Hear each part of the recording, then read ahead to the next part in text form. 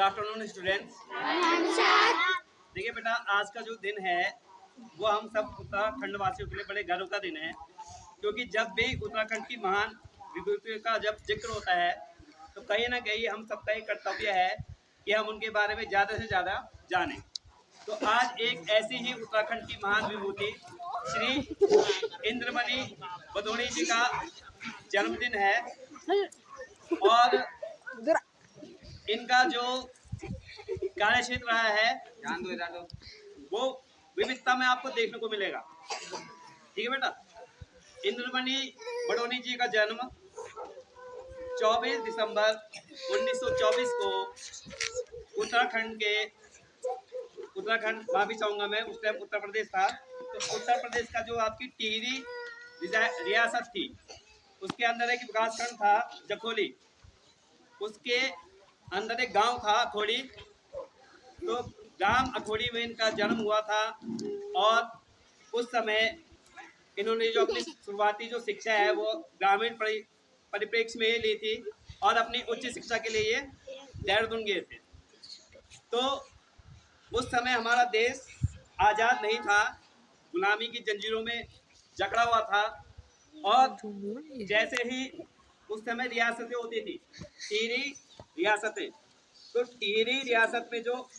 राजा महाराजा उस समय के थे वो अपनी प्रजा पर ध्यान नहीं देते थे, और इसका जो हमारे बडोनी जी है उसको बड़ा दुख था। और उन्होंने क्या किया, इस क्षेत्र में कार्य किया। उन्होंने अपने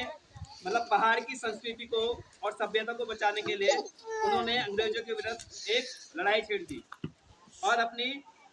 उत्तराखंड की संस्कृति और सभ्यता को बचाने के लिए उन्होंने कार्य करना शुरू किया। तो आगे बात करते हैं इनके कामों की, और उल्लेख में करना चाहूँगा। तो सन 1962 में, ठीक है, 1962, 1966 और 1967 में ये आपके जो गढ़वाल क्षेत्र की जो सीट थी देवप्रयाग सीट से ये उत्तर प्रदेश विधानसभा के लिए 3 बार चयनित हुए। और इसके बाद इन्होंने अपने कार्यों को आगे बढ़ाते हुए मतलब विविध क्षेत्रों में अपना योगदान दिया, जैसे कि शिक्षा के क्षेत्र में इन्होंने ये कार्य किया कि उस समय जितने भी विद्यालय होते थे उनका उच्चीकरण किया, उनका जो इंफ्रास्ट्रक्चर होता है उसको डेवलप करने का प्रयास किया, या जो वहाँ की शिक्षा व्यवस्था चल रही है उसमें इन्होंने ज़्यादा से ज़्यादा उत्तराखंड संस्कृति और सभ्यता को शामिल करने की कोशिश की। उसके साथ ही 1977 में, ठीक है, 1977 में इन्होंने एक तरीके से आप कह सकते हैं एक आंदोलन शुरू किया। इन्होंने उस समय उत्तर प्रदेश में पर्वतीय राज्य विकास परियोजना शुरू की। इसके अंतर्गत इनका मुख्य ध्येय ये था कि जो हमारी पहाड़ की संस्कृति है या जो हमारी पहाड़ की सभ्यता है उसको बचाना है। उसके लिए उन्होंने जो उत्तराखंड राज्य प्राप्ति की स्थापना के लिए एक संघ का निर्माण किया। ठीक है बेटा, और उसमें इनका मेन जो ध्येय था, जो मुख्य इनका ध्येय था वो यही था कि जो पर्वतीय सभ्यता और संस्कृति है उसको बचाने के लिए हमें एक नए राज्य का दर्जा मिलना चाहिए। और उसी संदर्भ में ये कार्य करते रहे, आगे इन्होंने प्रगति की। और आपको ये जान के कि उस समय जब दुर्गम क्षेत्र थे पहाड़ में, दुर्गम पहाड़ियाँ रास्ते चलने पड़ते थे, तो उन्होंने 105 दिन की पद यात्रा की, और गांव-गांव कस्बे जाके लोगों को क्या मोटिवेट किया, किसके लिए कि हमें अपना पर्वतीय राज्य अलग से चाहिए। ठीक है, पहले हम उत्तर प्रदेश में सम्मिलित थे, उत्तराखंड, ठीक है, पर इनके प्रयासों से इन्होंने 1979 में इन्होंने उत्तराखंड क्रांति दल की स्थापना इसी ध्येय के साथ की कि आगे चलकर ये संगठन उत्तराखंड राज्य प्राप्ति के लिए क्या करे, आंदोलन करे। ठीक है, और उस राज्य प्राप्ति के आंदोलन के लिए निरंतर कार्य किए, और उनके फलस्वरूप, इनके कार्यों के फलस्वरूप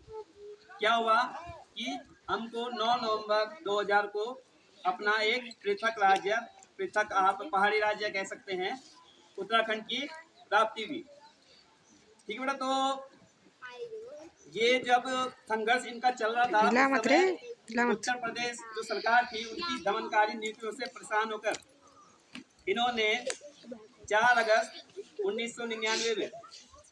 ठीक है, माफ करिएगा 4 अप्रैल 1999 में इन्होंने उनके खिलाफ पौड़ी में, ठीक है, उस समय गढ़वाल का जो वो था, गढ़वाल का जो मुख्य क्षेत्र था वो पौड़ी था, तो पौड़ी में उन्होंने आमरण अनशन पे ये बैठ गए, ठीक, क्योंकि ये उनकी दमनकारी नीतियों से तंग आ चुके थे और चाहते थे कि मेरे पहाड़ का एक अलग राज्य के रूप में विस्तार हो, ठीक है, जिससे हमारे जो लोग हैं, जो हमारी भारतीय, जो हमारी उत्तराखंडी सभ्यता और संस्कृति है वो कहीं ना कहीं फलित हो, और उसके लिए उन्होंने वहाँ पे आमरण अनशन किया और निरंतर लड़ते रहे। उत्तराखंड क्रांति दल के अंतर्गत एक नए राज्य की स्थापना के लिए, उत्तराखंड के लिए, जिसके फलस्वरूप 18 अगस्त 1999 को इसी लड़ाई में लड़ते लड़ते इनकी मृत्यु हुई। और इनके जो संघर्ष है उससे उत्तराखंड क्रांति दल के अन्य नेताओं ने प्रेरणा ली और आगे ये जंग उनके संदर्भ में या उनको अपना मतलब इनको अपना गुरु मानते हुए या अपना पथ प्रदर्शक मानते हुए उस लड़ाई को आगे ले गए और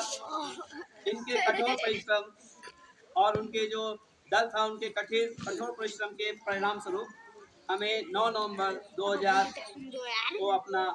एक पृथक राज्य उत्तराखंड के रूप में प्राप्त हुआ, ठीक है। बाकी इनका कार्य क्षेत्र केवल उत्तराखंड राज्य प्राप्ति आंदोलन के लिए सीमित नहीं रहा, बल्कि इनके विविध क्षेत्र थे, जैसे मैंने शिक्षा का आपको बताया, सड़क परिवहन, सभ्यता और संस्कृति के बचाव के लिए उन्होंने अपने इसमें कार्य किए। दूसरी बात, ये उत्तराखंड के गांधी भी कहे जाते हैं, और क्यों कहे जाते हैं इसके पीछे एक बहुत बड़ा कारण है, क्योंकि ये महात्मा गांधी जी के बहुत बड़े अनुयायी थे।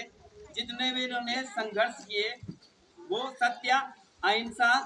परोपकारी नीतियों के तहत किए, जिससे मतलब कोई उपद्रव समाज में या सभ्यता में ना फैले या देश में ना फैले। शांति से इन्होंने अपने सभी आंदोलन को सुचारू रूप से मतलब प्रगति करते रहे और कहीं ना कहीं उनके जो त्याग था, समर्पण था और जो बलिदान था, उसी के फलस्वरूप आज हम एक पृथक राष्ट्र में पृथक राज्य के निवासी हैं उत्तराखंड के। तो हमें आज के दिन इनके जन्म दिवस पे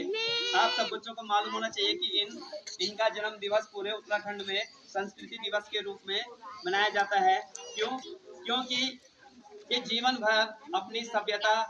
संस्कृति, अपनी बोली के लिए लड़ते रहे और इनकी वजह से ही आज उत्तराखंड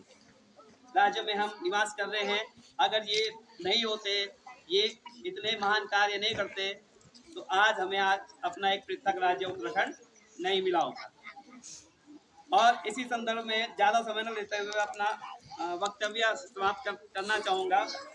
कि आप बच्चों को इनसे सीखना है कि मतलब कोई भी ऐसी मतलब लक्ष्य नहीं है जिसे हम प्राप्त नहीं कर सकते। अगर आपके अंदर वो भावना हो, वो आपके अंदर क्षमता हो, वो शक्ति हो आपके अंदर, तो आप किसी भी असंभव लक्ष्य को प्राप्त कर सकते हैं। तो आज के शुभ दिन पर, संस्कृति दिवस पर, मैं सभी विद्यालय प्रबंधन समिति की ओर से एक बार फिर से आप छात्रों को इन महान व्यक्ति के पुण्य स्मृति में यही याद दिलाना चाहूँगा कि जितनी भी हमारी उत्तराखंड की महान विभूतियाँ हैं, हम उनको कभी ना भूलें और ज़्यादा से ज़्यादा उनके बारे में जानकारी एकत्रित करने की कोशिश करें, जिससे हमें ये पता चल सके कि इनका हमारे सभ्यता, समाज या हमारे राज्य स्थापना में क्या योगदान है। और इसी की तरह हम आगे भी इस तरह के आयोजन करते रहें और आप बच्चे इसी तरीके से नई नई बातें सीखते रहें। इन्हीं सब बातों के साथ धन्यवाद।